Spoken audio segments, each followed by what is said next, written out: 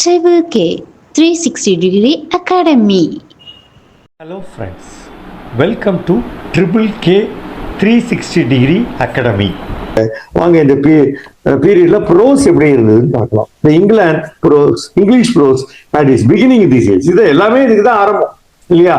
Pros due to the ripening of the language the prose could not be experimented with the biblical translation of John Wycliffe is an example of it. அதான் prose வந்து இப்பதான் language நல்லா ரைப்பனிங்னா எல்லாம் பழுத்துருச்சு அப்படி சொல்லுவாங்கல்ல, பழம் பழுத்தா சாப்பிட்றதுக்கு fit இல்லையா? அந்த மாதிரி இருந்தத என்ன பண்றாங்க, due to this reason prose வந்து பாத்தீங்கன்னா அதுல பைபிளிக்கல் டிரான்ஸ்லேஷன் பைபிள ஜான் விக்லிஃப் என்ன பண்றாரு, இங்கிலீஷ்ல டிரான்ஸ்லேட் பண்றாரு. பெஸ்ட் எக்ஸாம்பிள் ப்ரோஸுக்கு தான். அதே மாதிரி இந்த ப்ரோஸ் ரைட்டிங் எப்படி இருந்தது, ஒரிஜினலா இருந்தது, இண்டிவிஜுவலா இருந்தது. என்னதான் பைபிள்ல லாட்டின்ல இருந்து ஹீப்ரூல இருந்து லாட்டின்ல இருந்து இங்கிலீஷ்ல டிரான்ஸ்லேட் பண்ணாலும் ஒரிஜினாலிட்டி இண்டிவிஜுவாலிட்டி இருந்தது, தனித்தன்மை இருந்தது அப்படிங்கிற. இப்ப நம்ம ஒரு கதையை நம்ம டிரான்ஸ்லேட் பண்றோம் அப்படின்னா அதுக்குன்னு நம்ம ஒரு தமிழ் கதையை இங்கிலீஷ்ல பண்றோம், தமிழ் கல்ச்சர் ட்ரெடிஷனை விட்டு கொடுக்க கூடாது. அதே சமயத்தில் இங்கிலீஷ்ல அந்த ஒரிஜினாலிட்டி இருக்கு, இங்கிலீஷ்ல அந்த ஒரிஜினாலிட்டி இருக்கணும் அப்படிங்கிறது தான். அதே மாதிரி எக்ஸ்பெரிமெண்டல் ஒர்க்ஸ் வந்து தாமஸ் மேலோரி கிங் ஆர்தர் அது ஒரு example, and also it decided to shift the grip of Latin as in the demand for an English Bible. அப்போ அலிகரி அப்படிங்கிறது இந்த பீரியட்ல தான் வந்தது இல்லையா? ரிட்டர்ன் ஆஃப் அலிட்ரேஷன் வந்து அலிட்ரேஷன் ஆரம்பம் இங்கிலீஷ் அங்கங்க யூஸ் பண்ணாங்க, அதை திரும்பியும் கொண்டு வந்தாங்க. அலிட்ரேஷன் உங்களுக்கு தெரியும், poetic device in which usually each word or syllable of a line, group of lines or verse section begins with the same which had been replaced with the rhymes in the middle. Rhyming pattern கொடுத்துட்டு alliteration கொடுத்தாங்க. எதுகை முனை ஒற்றை முனைலாம் கொடுக்கும். ரைமிங்கிறது எதுகை முனை, ஒற்றை முனைனா alliteration இல்லையா? நாம சொல்ல ஒரே வார்த்தையில் ஆரம்பிக்கும் இல்லையா? அழகு அம்மா சொல்றோம் இல்லையா? அதுதான் அலிட்ரேஷன். அசோனன்ஸ், கான்சோனன்ஸ்னா அது மெய் எழுத்து இல்லைங்களா? ஆமா.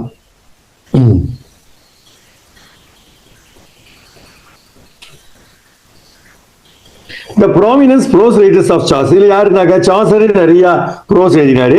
John of Trevisa and John Wycliffe இவங்கெல்லாம் ப்ராமினன்ட் ப்ரோஸ் ரைட்டர்ஸ், இதெல்லாம் கேட்பாங்க. அதே மாதிரி there is a great influence of Scottish works like Barbour Scotland, ஸ்காட்டிஷ்ல இருந்து அவர் கொஞ்சம் இது பண்றாரு, அதுக்கும் இன்ஃபுளுயன்ஸ் இருந்தது. சரி, இந்த பீரியட்ல பொயட்ரி அப்படின்னா birth of English poetry தான். Age of Chaucer saw the birth of English poetry. Chaucer ஏஜ்ல பாத்தீங்கன்னா poetry continue to flourish. poetryங்கிறது நல்ல ஃப்ளோரிஷிங் ஸ்டேஜ்ல இருந்தது. assumed as unparalleled position. poetryக்கு ஈடு, கவிதைக்கு ஈடு இணை இல்லை அப்படின்னா இல்லையா? The most noted poets of this age, இது யாரு போயிட்டு அதே சாசர் வருவாரு, ஜான் கோயர், வில்லியம் லாங்லெட், இவங்க எல்லாம் வர. John Gower, William Langland. Spencer became the father of poetic diction, as there was no poetic diction before this age. இவர poetic diction சொல்றாங்க, இதுக்கு முன்னாடி poetic diction இல்ல, அதனாலதான் இவர father of poetic diction.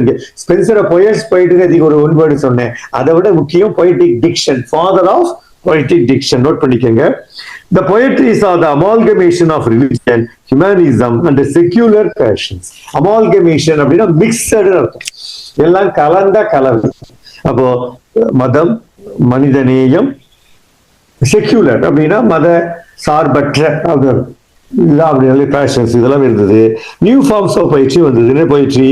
Narrative poetry, descriptive poetry, இதெல்லாம் இந்த பீரியட்ல நிறைய என்ஹான்ஸ் ஆச்சு. சாசர் அவரே பாத்தீங்கன்னா அவருடைய known for his trenchant observation, he was sociable and loved mingling with the people. ரொம்ப எல்லாத்தையும் ரொம்ப ஃப்ரீயா பேசுவார். அவர் தான் பெரிய கவிஞர், தான் அரண்மனையில பெரிய பதவியில இருக்கும் அப்படிங்கிற கர்வம்லாம் இருக்காரு. மக்களாக இது பண்ணார். Mingling with others people from divorce backgrounds, அது எவிடன்ஸ். ஏன்னா அதை வச்சுதான் தெரியும். அவருடைய கேண்டர்பரி டேல்ஸ்ல 29 டேல்ஸை சொல்லுவாரு. ஒரு பயணம் தான், ஒரு பில்கிரிமேஜ் தான். அப்போ சாதாரண மக்களோட அவரும் டிராவல் பண்றாரு. ஒவ்வொருத்தரும் ஒரு கதையை சொல்றாங்க. அந்த கதையெல்லாம் அவருடைய கேண்டர்பரி டேல்ஸ்ல அடாப்ட் பண்ணிக்கிறார். சரிங்களா? ஒவ்வொருத்தரும் ஒரு கதை சொல்லணும், போகும்போது வரும்போது கதை சொல்லிட்டே வரணும். அப்பதான் பயண கலைப்பு தெரியாது. அப்படி எழுதினது இந்த கேண்டர்பரி டேல்ஸ். இல்லையா? இதுல பாத்தீங்கன்னா he has been able to paint minute peculiarities, minute details எல்லாம் அப்சர்வ் பண்ணி அதை எழுதுறாரு. Complexities of human nature. Chaucer uses 7 lined stanza. இது ரொம்ப ரொம்ப ரொம்ப ரொம்ப முக்கியம். அதனாலதான் நான் போல்டு பண்ணி கொடுத்துருக்கேன் உங்களுக்கு. இல்லைங்களா? 7 லைன் ஸ்டான்ஸால கொண்டு வராரு. ரைமிங் எப்படி இருக்கு? AB AB BCC known as the Chaucerian rhyme meter. இது பேரு Chaucerian rhyme meter சொல்லுவாங்க, இல்ல ரைம் ராயல் சொல்லுவாங்க. Rhyme royal. நல்லா 7 line stanza, AB AB BCC அப்படி வச்சுக்கலாம். ஈஸியா நான் வச்சுக்கலாமா? புரியுதா? அதே மாதிரி லிபரல் யூஸ் ஆஃப் ஹியூமர், நிறைய நகைச்சுவையாகவும் எழுதினார் இல்லைங்களா? அதே மாதிரி ஹியூமன் சென்டிமெண்ட்டுக்கும் இம்பார்ட்டன்ஸ் கொடுத்தார். லெஜெண்ட் ஆஃப் குட் ஹியூமன்லாம் பார்த்தீங்கன்னா நிறைய ஹியூமன் சென்டிமெண்ட்டுக்கு இம்பார்ட்டன்ஸ் கொடுத்தார். புரியுதா புரியலையா? நானே பேசிட்டு இருக்கேன், யாரும் தூங்கல, நானும் பேச மாட்டேங்கிறாங்க. புரியுது சார். எத்தனை பேர் வந்திருக்காங்க? அது பார்க்கவே இல்லை. 5 பேர் சார். 2 பேர் வந்திருக்கீங்க. 5 பேர். பரவாயில்ல, 5 பேர் வந்தாலே எனக்கு கூட வந்தா நல்லா இருக்கும். ரெக்கார்டிங் இருக்கனால வரும். சோ சாசருடைய போயம்ஸ் பாத்தீங்கன்னா 3 ஸ்டேஜஸா பிரிக்கலாம். 3 ஸ்டேஜா பிரிப்பாங்க. நம்பர் 1 இட்டாலியன், இதுல வந்து இந்த பார்லிமெண்ட் ஆஃப் ஃபோல்ஸ் எழுதிப்பாரு. பிரெஞ்சு ரொமான்ட் அப்படின்னு, இங்கிலீஷ்ல த பாஸ்டர்ஸ் டேல். இதெல்லாம் பாத்தீங்கன்னா அவருடைய பீரியடு. ஏன் அப்படின்னா இட்டாலியிலையும் லத்தீன்லயும் இருக்காரு, பிரெஞ்சுலயும் இருக்காரு, இங்கிலீஷ்லயும் இருக்காரு. However, there is also some criticism for the inordinate length of some speeches and preachy discourse on ethics etc. அதே சமயத்துல சாசரை கிரிட்டிசைஸ் பண்றாங்க, ரொம்ப லென்த்தியா எழுதுவார், வளர எழுதுவார் மனுஷன் இல்லைங்களா? சில ஸ்பீச் எல்லாம் போயிட்டே இருக்கும். அதே மாதிரி ரொம்ப பிரசங்கம் அதிகமா இருக்கும். அதனால அதிக பிரசங்கி அப்படின்னு தமிழ்ல ஒரு ஸ்லாங். பிரசங்கம் அப்படின்னா அட்வைஸ் பண்ற மாதிரி இல்லையா? கடவுள் இதை சொன்னார்லாம் ஓகே தான் அப்படின்னு சொல்லிட்டு ஒரு ஓவரா அந்த பியாண்ட் லிமிட், பியாண்ட் கண்ட்ரோல் போவாங்க. அதனாலதான் அந்த ப்ரீச்சி டிஸ்கோர்ஸ் அப்படின்னு சொல்லி எத்திக்ஸ்ல சொல்றாரு. ஸோ இதுதான் அவருடைய பொயட்ரி. ஏஜ் ஆஃப் ஜெர்மினேஷன் அப்படின்னு சொல்லும் போது இந்த பீரியட்ல நாவல்ஸோ டிராமாவோ கிடையாது இல்லைங்களா? ஆனா சாசருடைய ஒர்க்ல இதுக்கெல்லாம் விதை விதைத்தப்பட்டது அப்படிங்கிற. ஏன் அப்படின்னா பின்னாடி எலிசபெத்தின் ஏஜ்ல இந்த விதை விருட்சமா வளர்ந்தது, ஆலமரமா வளர்ந்தது. கேண்டர்பரி டேல்ஸ் ப்ரோஸ்ல இருக்கலாம், இருந்தா அது கொஞ்சம் பொயிட்ரி மாதிரி எழுதிப்பாரு. ஒருவேளை ப்ரோஸ்ல எழுதி சீன் ஆக்டர் டிவைட் பண்ணா இதுதான் லாங்குவேஜ் ஃபர்ஸ்ட் டிராமானே சொல்லலாம். புரியுதா? ஆமா. ஜாஃபரி சாசர் அவர் எப்போ பிறந்தாருன்னா எட்வர்ட் த தேர்டுல, அந்த பீரியட்ல பிறந்த. எட்வர்ட் த தேர்டு தான் அப்போ யாரு? கிங். இவர் பாத்தீங்கன்னா நிறைய ராஜாக்களை பார்த்தவர், நிறைய அரசர்களை பார்த்தவர். பீரியட் பாத்தீங்கன்னா ரொம்ப முக்கியம். எத்தனை அப்படின்னு பார்ப்போம். சோ எட்வர்ட் த தேர்ட் பீரியட்ல பிறந்தாரு. lived through that of Richard II and died the year after Henry IV ascended the 3 கிங்க பார்த்திருக்காரு இல்லையா?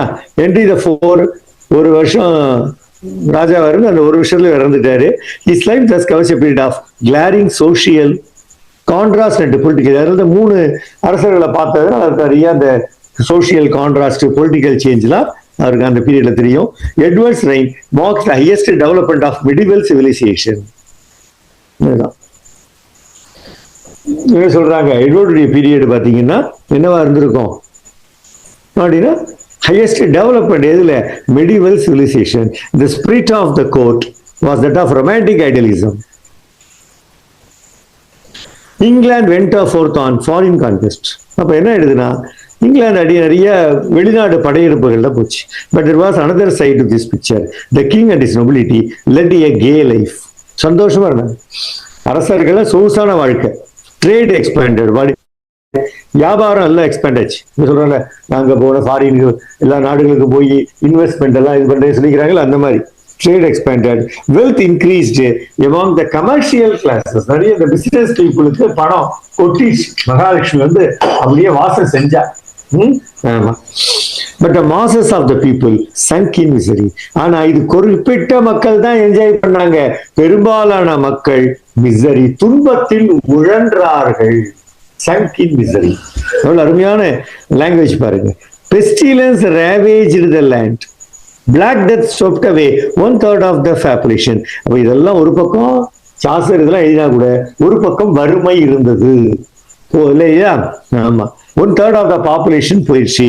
Famine followed plague. பஞ்சம். இல்லையா? ஆமா. Thieves multiplied. திருடு அதிகமான. The enormous cost of French wars had to be met by heavy taxation. அப்ப என்ன இருக்கு? பிரெஞ்சு வார் வந்தது.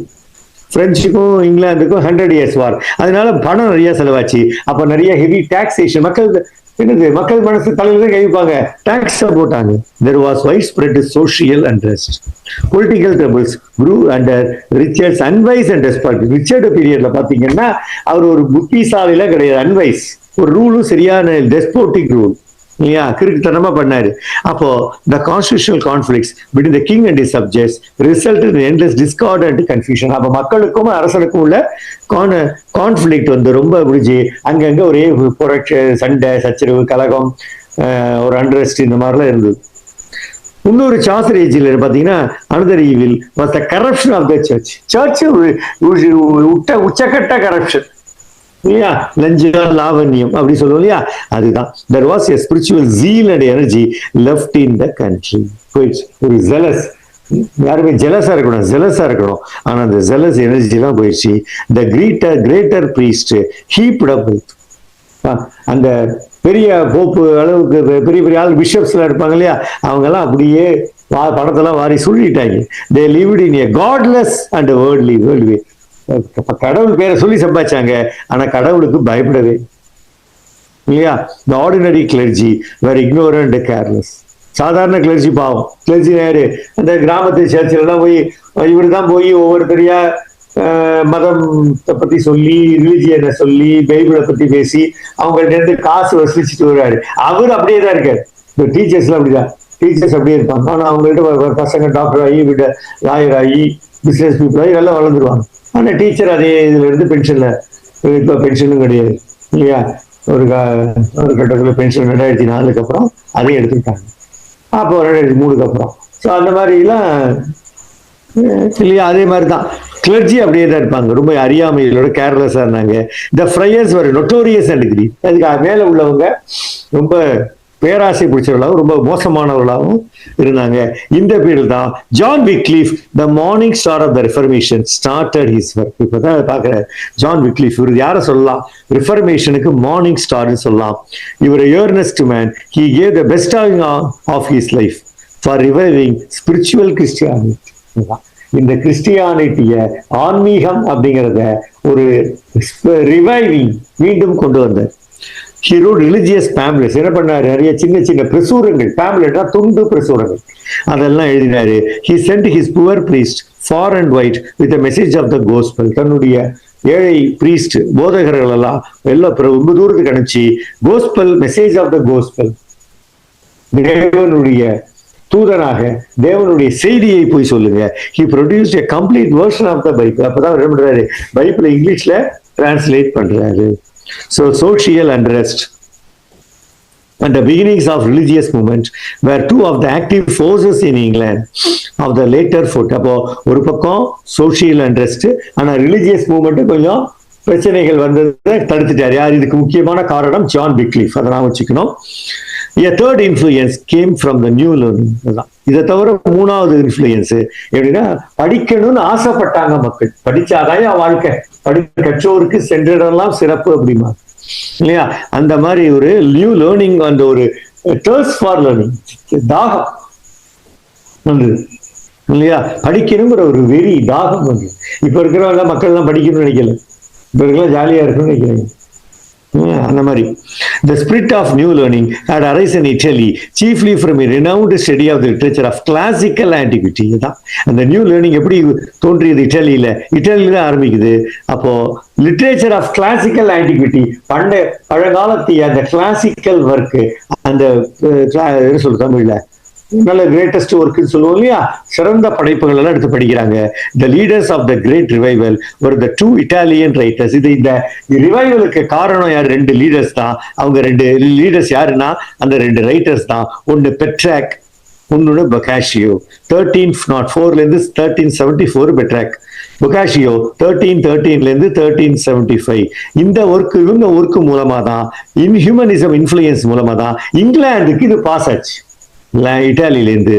ஸோ இதோடைய எஃபெக்ட் பார்த்தீங்கன்னா was shown in the quickened sense of beauty, delight in life. அழகியல் அப்படின்னு ஒண்ணுதான். அழகு எங்க இருந்தாலும் அதை ஆராதிக்கணும் அப்படின்னு சொல்றாங்க. வாழ்க்கையில டிலைட் இருந்தது. அந்த free secular spirit they began to appear in our literature. இது நம்ம லிட்ரேச்சர்லயும் அப்பியர் ஆச்சு அப்படின்னு சொல்லி சாஸ்திரிய பீரியட்ல இதெல்லாம் முக்கியமா இருந்தது அப்படின்னு சொல்றோம். ஓகே, இப்போ நம்ம சாஸ்திரிய லைஃபை பார்க்கலாம். ஓகேவா, பார்க்கலாமா? எல்லாம் பிரிஸ்கா இருக்கீங்களா? ஸோ சாசர் அப்படின்னு சொன்னாலே greatest figure of English literature 14th century பீரியட்ல.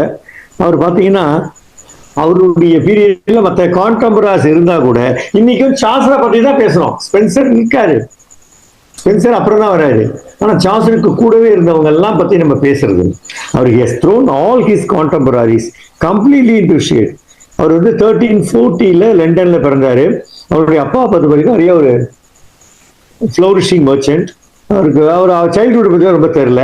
17 வயசுல கோர்ட்ல வேலை கிடைச்சி, 17 12th முடிச்சதும் வேற வேலை கிடைக்கிற மாதிரி இல்லையா, அப்பாயின்மெண்ட், கோர்ட் அப்பாயின்மெண்ட். அங்க அவர் என்ன கிங்ஸ் சேப்பர்ல வேலட்டா மாறினார். வேலட்டா பெரிய இதெல்லாம் நினைக்காதீங்க, கையை அடிக்க என்ன சொல்றோம் அல்ல கை அப்படின்றது வேலட், விஏஎல்இடி. இன்னொரு WALLETனா வேலட்னா பர்ஸ், WA. இது VALETனா கிங்ஸ் சேம்பர்ல சாமரம் வீசணும், விசிறி வீசணும். கிங்குக்கு இடுபடியா இருக்கணும். இன்னும் கிங்கு பக்கத்திலே இருப்பாருன்னு நினைக்க வேணாம்.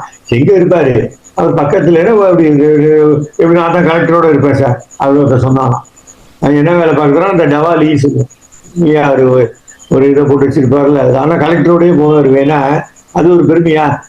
So he was closely connected to the court. He told the continent and diplomatic mission. அது கொஞ்சம் கொஞ்சமா என்னன்னாரு, அந்த யூரோப்பியன் கான்டினென்ட் ஃபுல்லா டூர் போனாரு அவருக்கு. அதனால அவர் என்ன பண்றாரு, இட்டாலியன் கல்ச்சர் டைரக்டா அவருக்கு டச் வந்தது. அப்போ பெட்ரா, இன்னும் சொல்ல போனா அவர் பெட்ராக்கையும் பொக்காஷியும் கூட பார்த்துருக்கலாம் அப்படிங்கிறாங்க. ஆனா அதுக்கு எவிடன்ஸ் இல்லை. அதுக்கப்புறம் இதெல்லாம் அவருடைய டாப். அதுக்கப்புறம் he had fallen on evil days. அவருக்கும் போதாத காலம் வந்துச்சு இல்லையா, அது வந்தது. அதுக்கப்புறம் அவருக்கு இத்தனைக்கும் ராயல் பென்ஷன்லாம் கொடுத்தாங்க, இவர் இவ்வளவு நாள் வேலை பார்த்திருக்காரு அப்படின்னு. ஆனா கூட அவருடைய தேவைகளுக்கு அதிகமா இருந்தது அதை விட இல்லையா. The grant of royal pension place beyond one. அவர் 1400 இறங்குறாரு. Buried in the top Westminster Abbey which came to be known as Poets Corner அப்படின்னு சொல்லுவாங்க. சாசரோட எஜுகேஷன் இது பார்த்தீங்கன்னா ஒரு 2-fold சொல்லுவோம். ஒரு பாட்டு லிட்ரேச்சர்ல இருந்தது, இன்னொரு பாட்டு லைஃப். படிச்சது ஃபார்மல் எஜுகேஷன்லாம் கிடையாது. ஸ்கூல்ல போய் படிச்சு, ஆக்ஸ்போர்ட்ல படிச்சு, கேம்பிரிட்ஜ்ல படிச்சு இல்ல. பாதி கான்டினென்ட் டூர் போனாரு சொன்னீங்க இல்லையா, அப்போ லாட்டின் எபிக்ஸ் எல்லாம் படிச்சிருக்காரு. அது பக்கம் அது மாதிரி. இன்னொன்னு லைஃப்ல தன்னுடைய எக்ஸ்பீரியன்ஸ் தான் அவருக்கு பாடம், அனுபவமே பாடம். He was a thorough student. He tells us how he would pour over his beloved volumes till he was dashed. He was a man of world and affairs தான், man of world and affairs. நிறைய travel பண்ணியிருக்காரு. Life நல்லா அனுபவிச்சு அதாவது லைஃப்ல darkest life இருந்திருக்கு, brightest life இருக்கு அவருக்கு. அவருடைய பீப்புள் ரிலேஷன்ஷிப் பத்தி எல்லாத்தையும் பழகுவார். அவரு கோர்ட்ல இருந்தாலும் பெரிய சாதாரண மக்கள்கிட்ட பழக மாட்டேன்னு சொல்லலை. அப்ப என்னாச்சு, எல்லார்ட்டையும் ஒரு இன்டிமேட் ரிலேஷன், க்ளோஸ் ரிலேஷன்ஷிப் வந்தது. பீப்புள் ஆஃப் ஆல் சார்ட்ஸ், எல்லா விதமான மக்கள்கிட்ட இருந்தோம். அப்போ அவருக்கு ஈஸியா புரிஞ்சுது எல்லாருடைய வேதனைகள், பிரச்சனைகள் புரிஞ்சுது. அவருடைய ஒர்க்ல 3 பீரியடா பிரிக்கிறோம், பிரெஞ்சு, இட்டாலியன் அண்ட் இங்கிலீஷ் பீரியட்னு. அவருடைய ஏர்லி ஒர்க் பார்த்தீங்கன்னா பிரெஞ்சு மாடல் தான். He translated Roman de la Rose. அத பண்ற பிரெஞ்சுல ரோமன் டி லா ரோஸ் அப்படிங்கிற, ஆமா, அதை டிரான்ஸ்லேட் பண்றாரு. அதே மாதிரி அலிகரி எழுதுற டென்த் ஆஃப் பிளான்ச், இது வந்து நீங்க டியூக் ஆஃப் த டச்சஸ் அப்படின்னு சொல்லி, sorry the book of duchess, ஸ்பெல்லிங்லாம் வித்தியாசமா இருக்கும், புக்குக்கு ஸ்பெல்லிங் அந்த அவர் யூஸ் பண்ணது. இவர் வந்து நீங்க பிஜிடிஆர்ல படிச்சிருக்கீங்க. டெத் இது வந்து பாத்தீங்கன்னா டெத் ஆஃப் பிளான்ச், யாருன்னா அவருடைய ஜான் ஆஃப் கான்டுடைய ஒய்ஃப். அவங்க இறந்ததும் அவங்க மேல இதை எழுதுறாரு, the book of Duchess. As a result of his visit to Italy, he influence disappeared. அப்ப என்ன எழுது, பிரெஞ்சில் ஆரம்பத்தில் நிறைய இந்த இதுக்கு எழுதுறாரு, எங்க எழுதுறாரு, இட்டாலிக்கு போறாரு. அப்போ அவர் லாட்டின்ல நிறைய எழுத ஆரம்பிச்சது. அப்போ ஹவுஸ் ஆஃப் ஃபேம், ட்ரோலைஸ் அண்ட் கிரிசைடா இதெல்லாம் எழுதுறாரு. ட்ரோலைஸ் அண்ட் கிரிசைடா.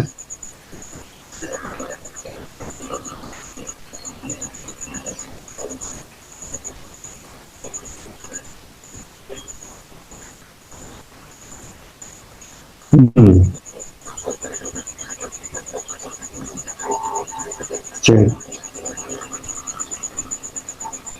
அதுக்கப்புறம் he wrote an unfinished legend of good women. legend of good women அப்படிங்கிறது அன்பினிஷ்டா இருக்கு, என்னவா இருக்கு, அன்பினிஷ்டா இருக்கு அப்படிங்கிறதா இங்க சொல்றாங்க. அடுத்தது என்ன பண்றாரு, finally he became, இது வந்து லாட்டின் பீரியட், கடைசியா became English. It means instead of being imitative he becomes, இது வரைக்கும் இமிட்டேட் பண்ணி எல்லாம் பண்ணாரு இல்லையா, அப்போ இவர் என்ன பண்றாரு, என்ன பண்றாரு, இங்கிலீஷா மாறி ஒரு இமிட்டேட்டிவா இல்லாம இண்டிபெண்டா எழுத ஆரம்பிச்சு, இண்டிபெண்டா எழுத ஆரம்பிச்சாரு அப்படிங்கிறதா இங்க என்ன சொல்றாங்க. ஸோ இதுல பாத்தீங்கன்னா பீரியட்ல மைனர் போயம்ஸ், கேண்டர்பரி டேல்ஸ்ங்கிற ஒரு முக்கியமான சாசருடைய மோஸ்ட் கேரக்டரிஸ்டிக் ஒர்க் இதுதான், சாசருடைய மோஸ்ட் கேரக்டரிஸ்டிக் ஒர்க் அப்படின்னு சொல்லி இதை சொல்லலாம். On behalf of KKK 360 degree academy மீண்டும் வேற ஒரு வீடியோவில் நம்ம சந்திப்போம். தேங்க்யூ.